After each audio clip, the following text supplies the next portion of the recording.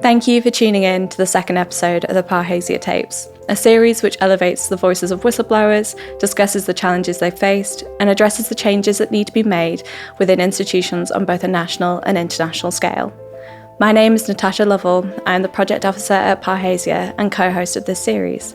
Through my advocacy work and academic career in applied human rights, I've had the chance to work with extraordinary individuals who speak up for the rights of others, even at great personal risk, which is the exact definition of Parrhesia.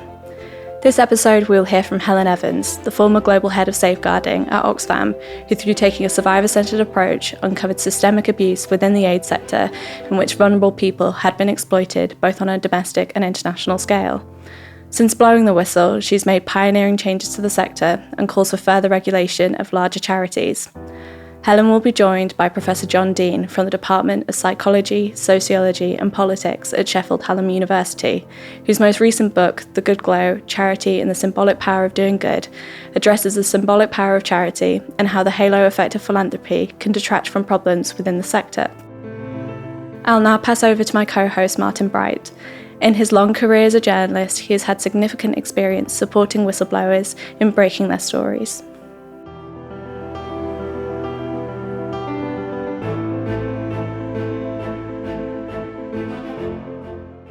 As Natasha said, I've worked with lots of whistleblowers, and I'm always intrigued by the point at which someone moves from being an employee, an ordinary person, an anonymous person often, to blowing the whistle. How did that happen for you? For me, there was a very particular point in time when that sort of psychological contract was broken with my employer. I was due to present to the chief executive and his management team on a report where we had surveyed 120 people working for Oxfam, asked them to what extent they'd witnessed or experienced sexual exploitation and abuse, and over 10% were answering yes. And in one of the country programmes, 7% said that in respect of rape and alleged rape and attempted rape. And I was due to speak, and about half an hour before the meeting was told I was no longer needed. Crikey. And I remember that point, and this had been, it was nearly 2-3 years of, raising concerns, bringing it to attention. I always thought they just need more evidence. Here it was. There I was on the agenda, and to be told I was no longer needed. And then when I followed up and said, why? I was told that the report I produced was sufficient. It given them all the information they needed. And clearly I had it in hand. And that for me was the moment when I thought, I can't take this any further within this organisation, Can I ask you at that point why you didn't accept what they were saying? Because that's another, I think, important indicator of the whistleblowing experience, is that at that point you could have said, well, okay, fair enough. You're right.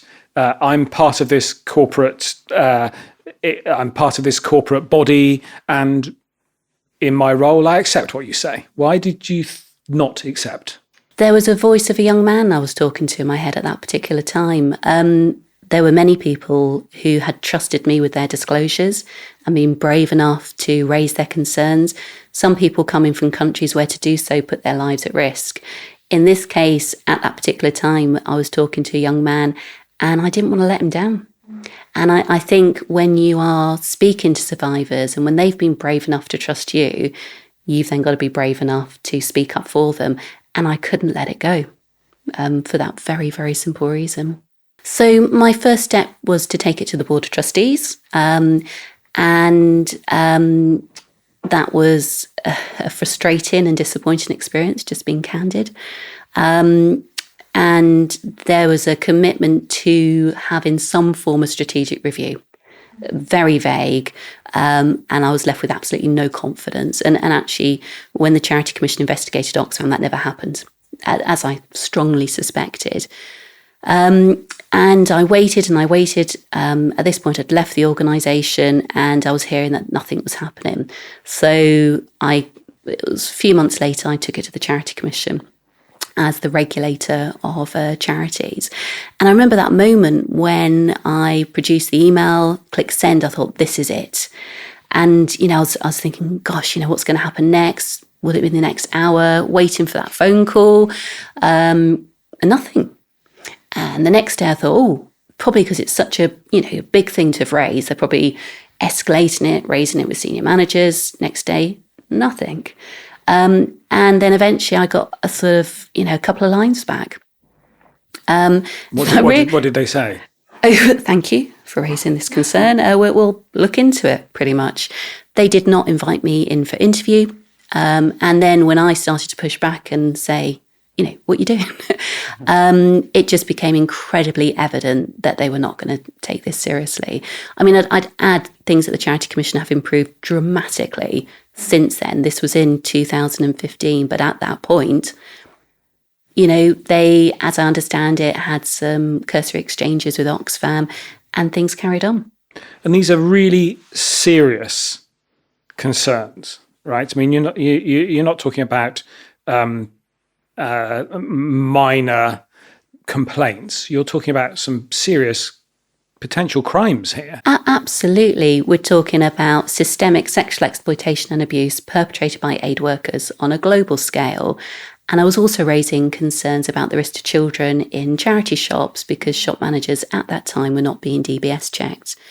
And yes, it is extraordinary to think that that wasn't identified as a very serious and significant concern that warranted further attention. I think at that point in time, the Charity Commission took the view of criminal matters were there for the police to investigate.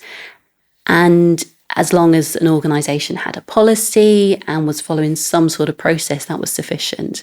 But this was sort of pre-Me Too. And I think at that point, understanding wasn't there in the way it should be.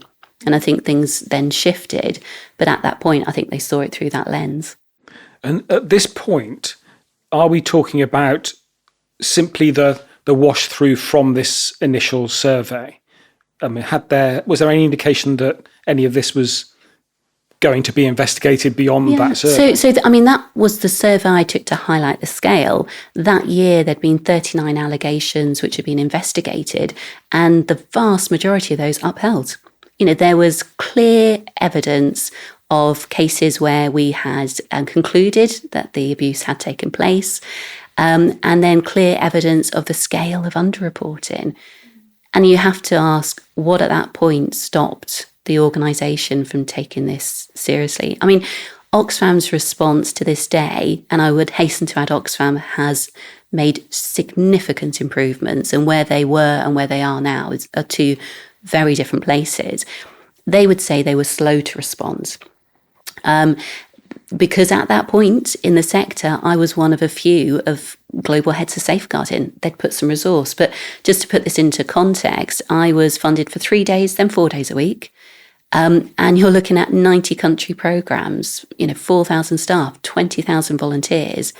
And the counter-fraud team had 5 full-time staff. So if you look at that balance of focus, 5 full-time staff to look after the money and the risk of fraud, and not even 1 full-time person focused on safeguarding. And those disclosures stay with you. I think that's really key as well. And obviously we'll discuss later about the response from the press and how it catches public attention in the specific way it did. But that's gone and that stays with you for such a long time. And I think the longevity of the case and the fact that you were drawing upon this for such a long period of time, I think it's really key to draw out as well. And I'm sure that we'll discuss that later with the press response. But yeah, I don't know if you want to speak to that. Absolutely. I think those survivor stories keep you going. So I took it to the Charity Commission. At that point, they didn't take it forward. I took it to my MP. Still didn't get traction. And it wasn't until a journalist, Sean O'Neill at the Times, broke the story in the press that I then spoke publicly and went back to the Charity Commission. But it's so sad, isn't it, that it needed to get to the press for action to be taken when I had gone through all the bodies that were there that were meant to be the safeguards to ensure these types of things didn't happen. But those survivor stories stay with you and keep you motivated because you never forget them. And when times are tough, you just think, but how much harder is it for the people who've had to experience that abuse? And it pales into insignificance, the sacrifices you have to make as a whistleblower.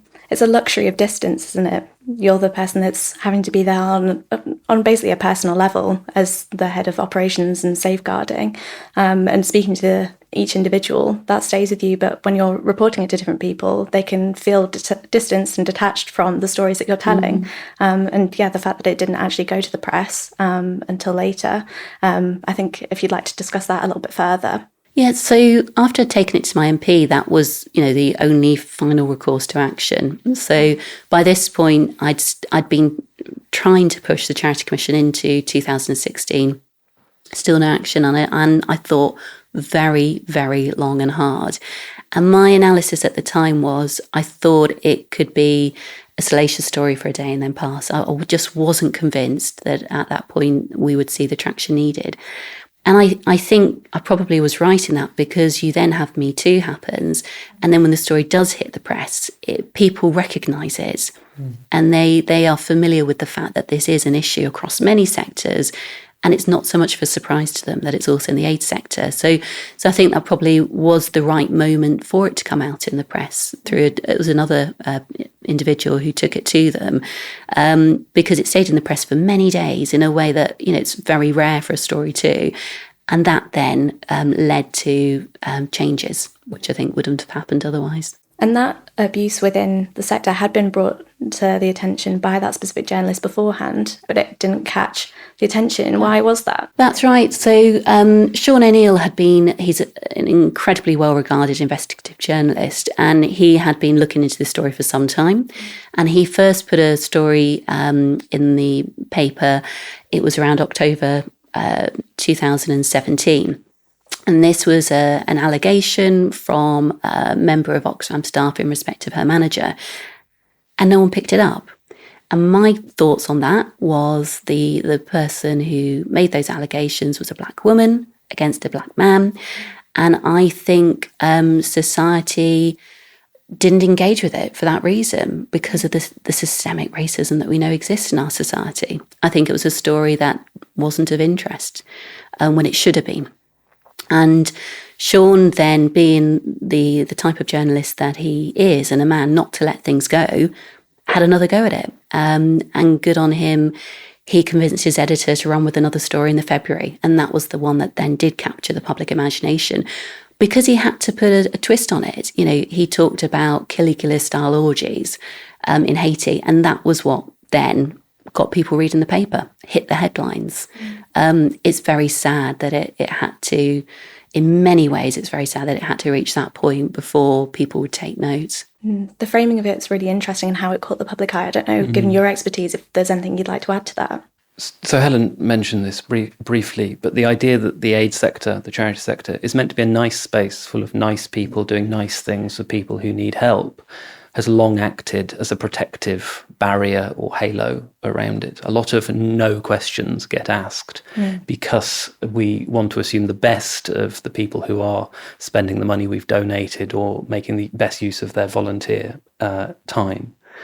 And so it took that larger social movement associated with Me Too, which spread into Aid Too, to really galvanise and say, actually, these sectors are not perfect. They're as beholden to other power dynamics, whether it be systemic racism or sexism or child abuse that exist in any other sector. The charity sector isn't existing in some sort of heaven above society. It's part of society and therefore bound by its same rules.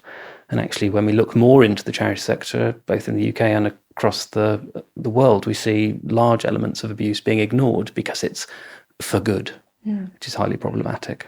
And on a domestic scale, you were bringing issues forward of young people working within charity shops, and that kind of the attention that gained, that it was minimal. Why do you think that was, that it was pushed to an international discussion instead of a UK-based one? I think probably at the time there was just so much in the press. There was such a lot to unpick that if that had been the story that Sean had led with, that would probably have had more focus. But I think because he'd led with the story of Haiti, that's why the attention shifted there. But it should have been on that. Basically, there's a retail exemption, which means that if you work in retail, as a manager, you don't need to have a DBS check. But the point I was making there was about the relationship between a shop manager and a child volunteer when they're working in an Oxfam shop. And when that child volunteer, probably there because of a Duke of Edinburgh scheme, those power dynamics then are so different. And there is a trust there, just like you would have with a teacher, that warranted those DBS checks. And that point was taken up by my MP in 2015 to the Children's Commission, to the Home Office. But the Home Office came back to say, no, we stand by that retail exemption, whereas the Children's Commissioner agreed. Practice has now changed, and charity retail shops do DBS check their shop managers, but at that point in time they didn't. Which, it's hard to fathom now, isn't it? Absolutely. Maybe less generously than Helen. I'd say there is a tendency when that story came out to say, oh, this is a problem happening over there. This isn't maybe a problem happening over here. And it's easier to compartmentalise something and shove it halfway around the world to a zone that suffered a disaster rather than having to think it's happening on your high street. Again, it's the luxury of distance, isn't it? Just pushing it away. And people want to believe the good guys are good. Yeah. We all want to believe in organisations that are in a hard, tough, difficult world. You want to see them as the people making positive change. And I still believe in the aid sector. I work for a charity now. There are a lot of people doing a lot of amazing things, and it can be a force for good. But at that point in time, for too long, charities had not had the scrutiny they needed, because there will always be those individuals who want to join an organisation where they're going to come into contact with children, vulnerable adults, to abuse that position of trust. And because there wasn't enough scrutiny, because it's hard to lean into the thought that people that you believe in could be doing something wrong, it allowed it to happen for far too long. Can I bring you back to the whistleblowing moment, Helen? Because in your case, there's more than one whistleblowing moment. So there's the moment you've already told us about, which is the moment you decided to raise this with the Charity Commission. But there's also the moment you decided to go public. And I'd be interested for you to talk through what that involved and the personal cost and the personal decision-making process. Absolutely. So I had heads up the day before the story ran in the Times in the February. This was the Haiti story. And I, to be honest, I thought, well, the story ran in October, no interest. I kind of thought the same would happen again. And clearly that wasn't the case. It was front page, every single newspaper in the UK and internationally. So then came that question of, am I going to speak about this publicly? And some people were very critical of me. Why didn't I go to press before? And why would I even be questioning that? Why not just simply speak to the press? And the concern I had was a concern within the aid sector at that time, that there was a desire to cut the aid budget. And anything that brought the charity sector into disrepute could then be weaponised and used as a reason to cut the aid budget. And that was my concern, ultimately. And I knew that Oxfam would lose funding, and I knew the impact that would mean to some very important programmes. So that's what held me back. But I did then take a decision to speak the next day. And even as I was getting on the train to go do that interview, I had people calling me, don't do it. Huge emotional pressure. In the aid sector, you spend weeks away with people, you live with them. Oxford is the headquarters of Oxfam. All my people around me, in the local streets, they were all Oxfam workers. So my personal life, my work life was so incredibly blended. But I did do that interview, and I decided to give the interview to Kathy Newman of Channel 4 for the reason that I had confidence she would be survivor focused. I knew her work, and I knew that she would handle the story sensitively, not sensationally, and keep it focused on justice for survivors. But my life changed forever after I did that story. The moment I was a public face, I had journalists at my door, but that was manageable. The thing that was very hard was the reaction from people in my local area who were personally connected to Oxfam. And I think we have to contextualise this. At that point, the government was only just starting its statutory inquiry. The International Development Committee were only just getting a call for evidence. Those people weren't to know whether what I was saying was the truth or not. But there was a rumour spread that I'd done the interview just for personal gain, that I was looking to get publicity, that the drop in funding for the charity was on me. People were losing their jobs because of me. And if you don't know the truth, and if you don't know all the facts, understandably, you're going to be very angry with that person. And people were. And they were stopping me in the streets. And the moment where that tipping point came for me was when they did that with my son there. And he was very little at that time. And the pressure on the family was just enormous. My mental health was significantly impacted. And I realised I could no longer stay in Oxford, so I needed to relocate. That meant the loss of my job. And that had a huge impact on me and my family. I mean, this brings us to one of the key questions, which is, do we expect too much from whistleblowers? Was too much placed on your shoulders? I mean, this is maybe a question for both of you. I think, societally, is this just too much for a single person to bear? Well, I should not have needed to blow the whistle in the way I ultimately had to. I shouldn't have needed to go to the press. At that point, when I went to the Charity Commission in 2015, that should have been the point when action was taken. And that was tolerable. At that point, speaking to them was manageable.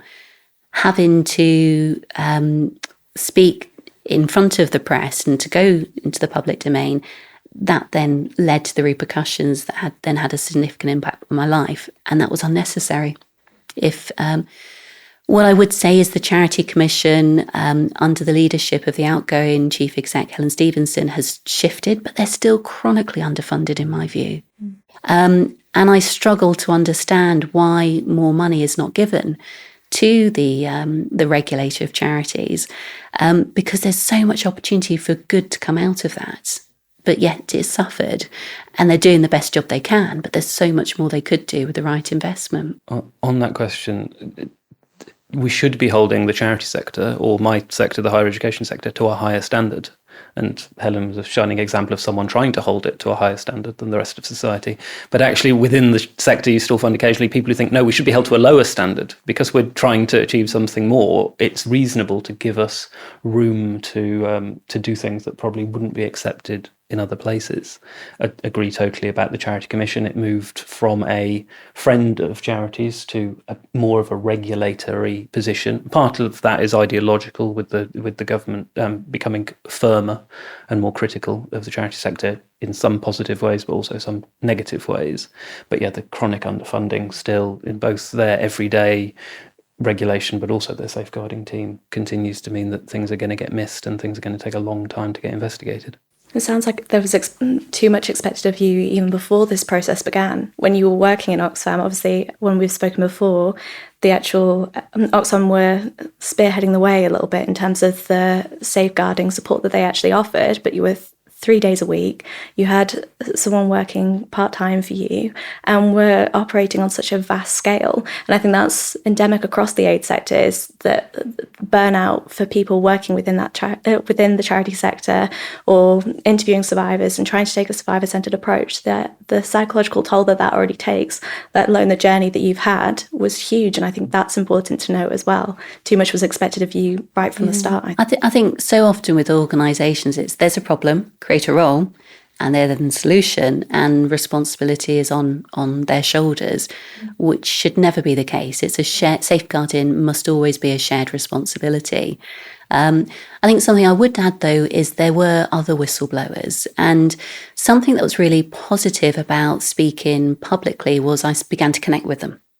It's an amazing woman I connected with called Asmita Naik, and she had blown the whistle back in 2002 on basically abuse of young people, children who were being coerced to have sex in exchange for food in West Africa. I'd never spoken with her before, and it was wonderful to connect in terms of that solidarity, although equally horrifying in terms of the scale of the challenge we were both facing. And there were other whistleblowers as well. Some I can name, some I can't. But that moment of solidarity and sharing that journey together. So we started to split press work between us. We had a group where we could share messages of support. That was, a wonderful positive of what had been a very difficult experience. Do you think your experience of whistleblowing, obviously it's quite unique every whistleblower's journey is very unique in the way that it all plays out, but do you think that was illustrative of wider problems within the sector?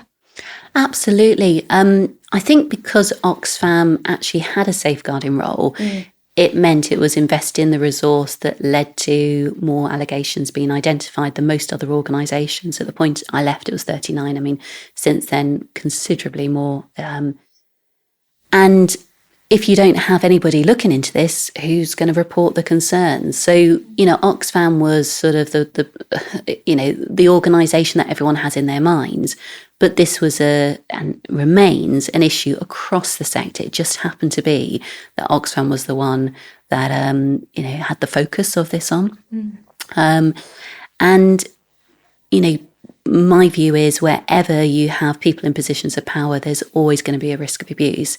And in the aid sector, there will always be perpetrators attracted to it for that reason.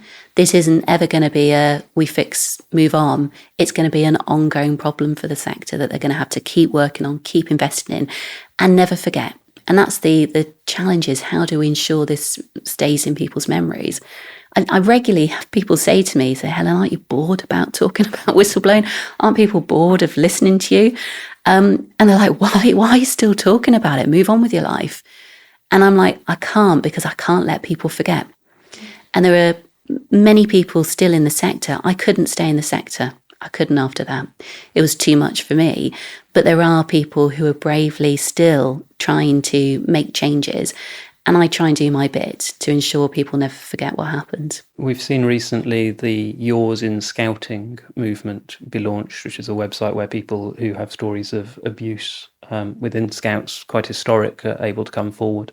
And so therefore organisations that have been working with children for a long time, and therefore there will be a large-scale range of abuse that's taken place, are now starting to grapple with these problems. But this is a subject that just seems to flow in and out of public consciousness and charity consciousness. You talk about 2002, then we get to the Savile revelations of around 2014, 15, then onto this, then onto the J Review in 2022. And so you just get this, are we actually remembering these lessons? Or is it just the large charities that are able to set up large safeguarding teams and instill new policies and new ways of thinking and taking survivor-led approaches? To what extent are small charities who work with children actually embedding this in their day-to-day work? The J inquiry found that there were large blind spots within organisations. They found that many organisations found their safeguarding policies were purely about protecting members of staff against false allegations, rather than actually focused on the safeguarding of young people and children. So that was a report that came out last year. So despite the excellent work of whistleblowers and the bravery of victims, it's sort of a lesson that doesn't seem to have embedded itself thoroughly, consistently throughout the sector. Do you think we're still in denial societally? This I think is one of the fundamental questions that your work has brought up. Is it the case that really we are still not staring this problem in the face? Is that why we keep pushing it away? Why this oscillates back and forward in the public consciousness?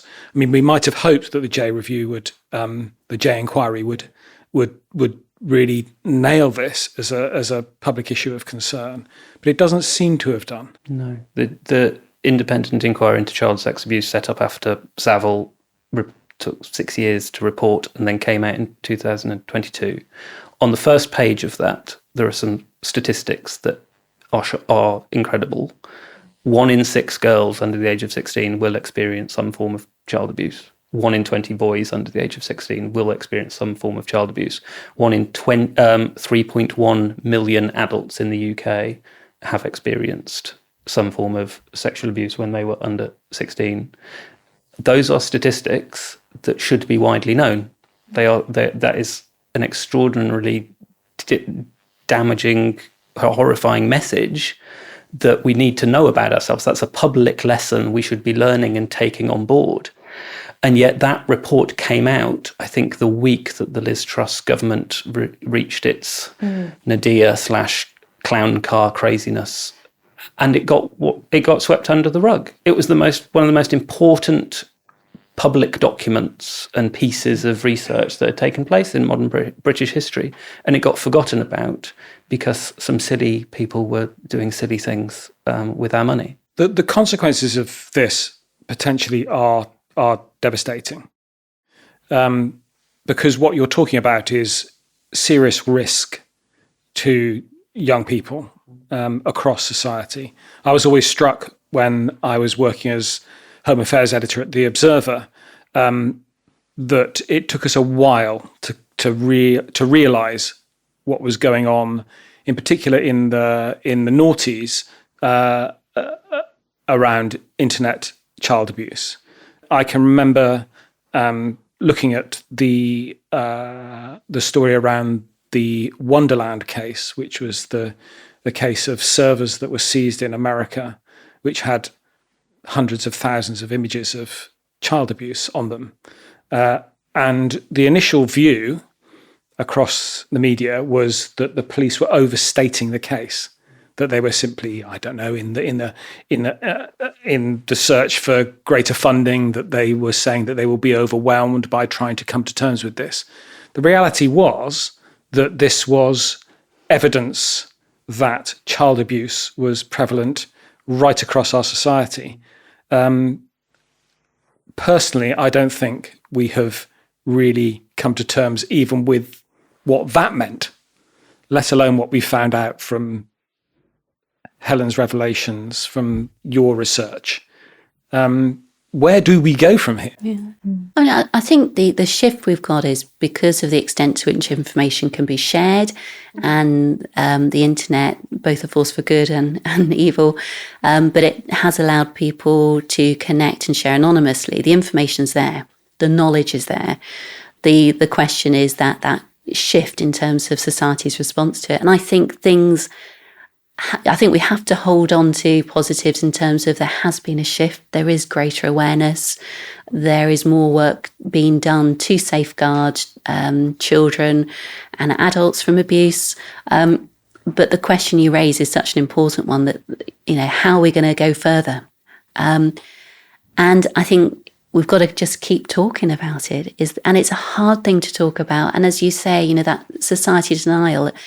And we have to face up to this very dark, unpleasant side of human nature, because otherwise we won't tackle it and we won't stop it. John, I wanted to ask you about the good glow. You've talked already about how we give certain sectors of society the benefit of the doubt. Do you think we should almost take the opposite approach, that there are certain sectors that are so important that we need to have special, tougher regimes to control who works in those sectors? Certainly there are sectors that we should hold to a higher standard. I mean, we hope that our government and political system holds itself to a higher standard, although we don't find that often. We assume that any service that works with vulnerable young people, so doing work in schools, doing work in the NHS, is very difficult. For instance, as universities researchers, there's a high level of entry that you have to pass, and the charity sector is working with vulnerable people all the time, and therefore holding it to a higher standard should not be a problem. It shouldn't be something that the sector worries about. There are two policy changes that I suppose could take place that would deeply affect the charity sector and would make maybe life harder. But I think they're challenges that the charity sector should take on. The first is that whistleblowing legislation doesn't cover volunteers, I believe. And so that seems just such a simple change. Why shouldn't volunteers should get the same protection that employees do if they decide to blow the whistle? And I think in your case that the amount of volunteers working in Oxfam shops should be protected. And secondly, what the J Review suggested was a statutory requirement for disclosure if you think there is a risk of child sexual abuse. And that is something that the charity sector, I know, has difficulty recruiting volunteers. We're at a low ebb of volunteering. People are really struggling to get more involved in civil society. And so therefore the worry that they might be challenged legally if they don't report something might be an extra burden to put on them. But that seems small fry compared to protecting children.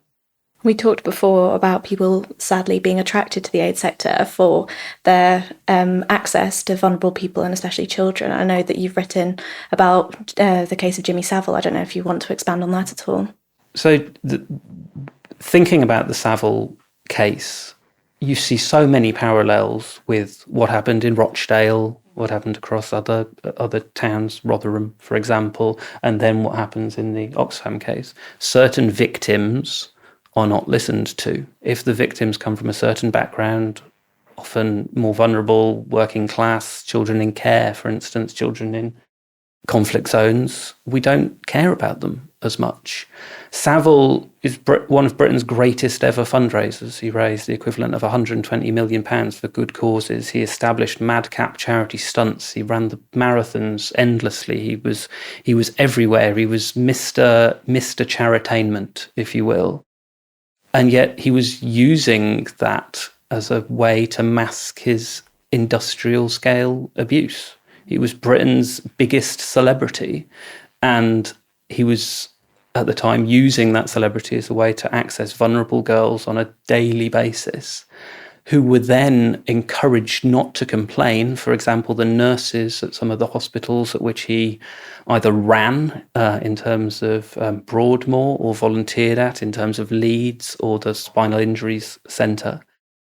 The nurses at those hospitals were telling the young girls not to complain because otherwise the charity funding would dry up.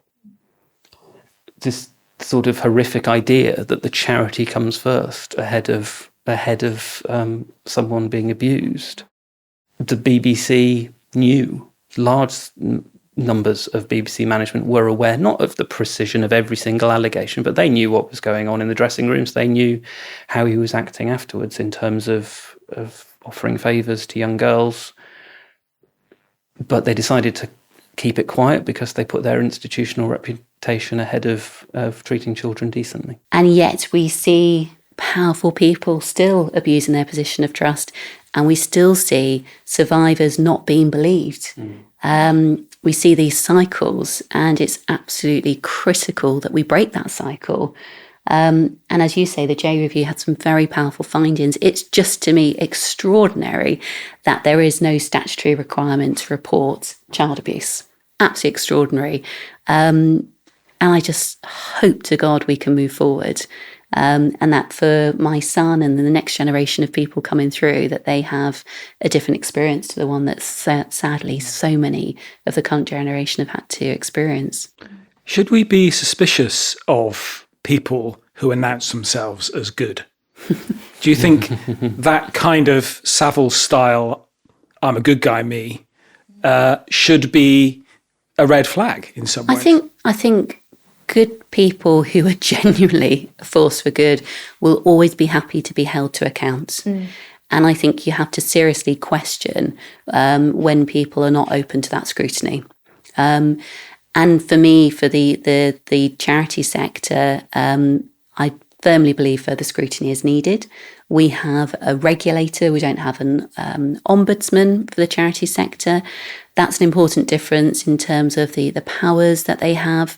The more scrutiny is good for everybody. It's good for the charities because it gives the public more assurance. And there was a huge drop in trust in charities that they've started to regain, but still in the process of doing. I think it's good all round. It's good for the charity. It's good for us. But yet people don't want to do it. And why? Sometimes, well, quite often that comes down to money. It's not cheap to have processes in place to hold people to account, hold them accountable, and also it's uncomfortable. Organisations often don't want to invest themselves in this because that scrutiny can be, but it's necessary. Can I just come back to your question about goodness? We don't want to live in a society with less charity and less kindness and less generosity and less volunteering. But generosity is immensely powerful, and it creates all sorts of powerfully entwined dependency relationships, donor-beneficiary relationships that can be very strange. And in the wrong hands, generosity can be incredibly malicious and quite a dangerous thing. There's a quote from the J inquiry that I think summarises this quite neatly in terms of how charities and religious organisations in this context struggle with this. Organisations which have high levels of confidence in the moral calibre of their members or leaders may find it difficult to contemplate that they may pose a risk to children. And just having a society that just is able to see that ordinary people, ordinary looking people, ordinary sounding people, people who appear nice on the surface might not, is really important. That doesn't mean that you go around seeing demons around every corner. And I think, just building on what you're saying, people may listen to this and feel quite disheartened. I know. Yeah. But I think, for everybody listening to this, I'd say you have a role to play in terms of holding charities to account. And the best way to keep organisations on the straight and narrow is if you are someone who goes to an Oxfam shop, or you donate money, or other charities, and there are many, if you want to, say to them, well, where is your safeguarding policy? What are you doing on this? I'm a donor. I want to know. By people keep asking those questions, that will keep the sector safer. Because as long as there is public interest, then there will be that duty on charities in addition to any regulation in place. And the general public have a huge role to play in that, a really powerful role. And I hope people come away from this not just feeling a bit disillusioned, but empowered to think, right, I'm going to do my part, and I will now ask those questions and help to keep that focus and scrutiny on the charities, because they are a force for good. I mean, one of the things that this brings to mind, and that always brought to mind when I first saw your revelations and Sean O'Neill's amazing stories in the Times, was Joseph Conrad's Heart of Darkness, and the fact that what we're looking at here is neo-colonialism. We're looking at whereas in Conrad's case, we saw him exposing what was happening in what was then the Belgian Congo, and people didn't initially believe that it could be so appalling, but it was, and eventually those abuses were stopped. Is this what we're looking at here now? Was there something so terrible going on that initially people just could not face it? You've stared into that heart of darkness at huge personal cost. So in terms of was it worth it? Absolutely. I'm one of the fortunate whistleblowers in terms of my story has a positive outcome because there was a charity commission in statutory inquiry. The International Development Committee of MPs did follow this, and on both cases, the concerns that I'd raised were understood to be true and action taken. And there is now, in my view, this aid sector now is safer. There's still a way to go, but those positive changes have happened. So for that reason, I would always have to say yes, but the challenges I had personally were unnecessary. And that's the bit that makes me angry. It wasn't, foregone conclusion that the experiences I had needed to happen. And so I'd love to see change going forward. That means that others, when they come forward, don't have that same experience. And that's my hope. And I will always remain an optimist, and I'll always remain hopeful that other whistleblowers won't have to go through that. Well, I think that's probably a good moment to end on, a moment of positivity and hope. So thank you very much for your time and sharing your experience. And thank you, John, as well, for your expertise. Thank you. It's been fantastic.